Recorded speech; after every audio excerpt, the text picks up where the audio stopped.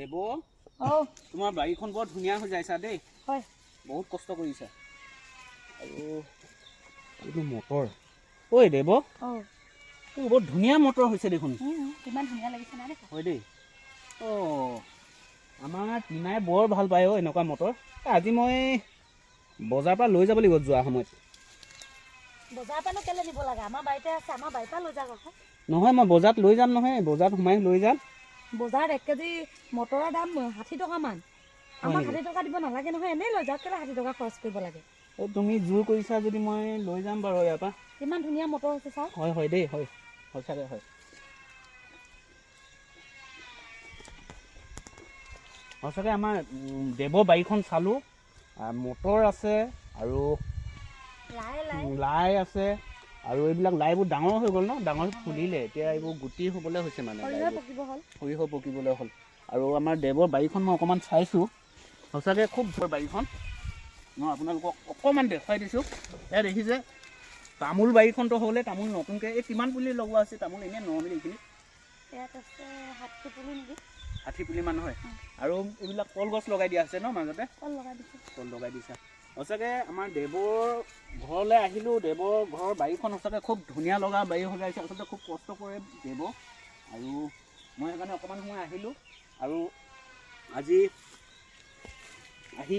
ভাল লাগিল বাৰীখন চাই তাকে মই আপোনালোকক অকণমান দেখুৱাই আছোঁ আৰু সেইফালে সৰিয়হখিনি পকিবলৈ হৈছে ন এইবোৰ বিলাহী আলু লগাইছা নেকি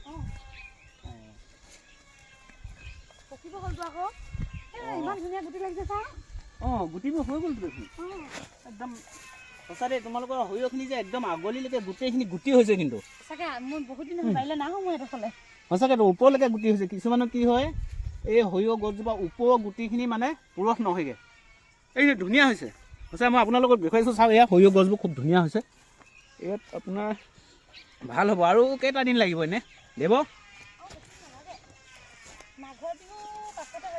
মাঘৰ বিহু পাছত হৈ যাব ন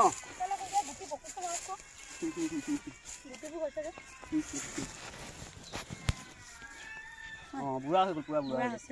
এতিয়া অকণমান ক'লা হ'ব আৰু হৈয়ে যাব সঁচা দেই বৰ ধুনীয়া হৈছে পামনে 1 কুইণ্টেল এডোখৰ বাবা 1 কুইণ্টেল বেছি ওলাব আৰু এডোখৰ লগাই দিব সেইডোখৰ তোমালোকৰ নিজৰ হয় আমাৰ মাটি নহয় আমাৰ খুৰীজা মাটি লোৱা আছে আচ্ছা আচ্ছা আচ্ছা আচ্ছা এডোখৰ ধুনীয়া আছে চাওক এইডোখৰ অকণমান দেৰি হৈছিলে লগোৱা তাতকৈ ন এডোখৰ আলু ৰোৱা কেইদিনমানৰ পাছত আৰু এডোখৰ অলপ দুদিনমানৰ পাছৰ এইখিনি দুদিনমান পাছত ৰোৱা আছিলে লগোৱা আছিলে ধুনীয়া হৈছে এই কিমান আছে এইডোখৰ ইয়াত মুঠতে 5 বিঘা মাটি আছে নহয় জানো আমাৰ দাদাহঁতৰ তাৰে আমি সেইজোপা গছৰ মূৰা এটা আছে যে মাজতে সেইডোখৰ আমাৰ এনেকৈ গৈ সেইডোখৰ বেলেগে লগাইছে গোটেইডোখৰ মানে সৰিয়হ লগাইছে ইয়াত ন চব ফালে সৰিয়হ চব চাৰিওফালে সৰিয়হ বন্ধু বান্ধৱীসকল মই আহিলোঁ অকণমান দেৱহঁতৰ বাৰীখন চালোঁ শাকনি বাৰীখন সঁচাকৈ খুব ভাল লাগিল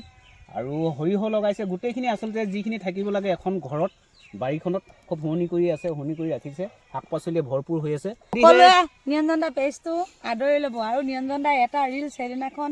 11 লাখ মানুহে চাইছে 11 লাখে বাৰু ফ'ল' কৰি দিব নালাগে 1 লাখেতো কৰি দিব লাগে আচলতে কাৰণ তেওঁ আৰু অকণমান আপোনালোকক হহুৱাব আপোনালোকক কাৰণ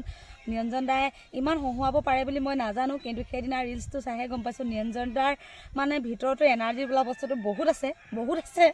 নিৰঞ্জন দাই প্ৰায় জকৰ আপোনালোকক মানে ভিডিঅ' দেখাব আপোনালোকে চাব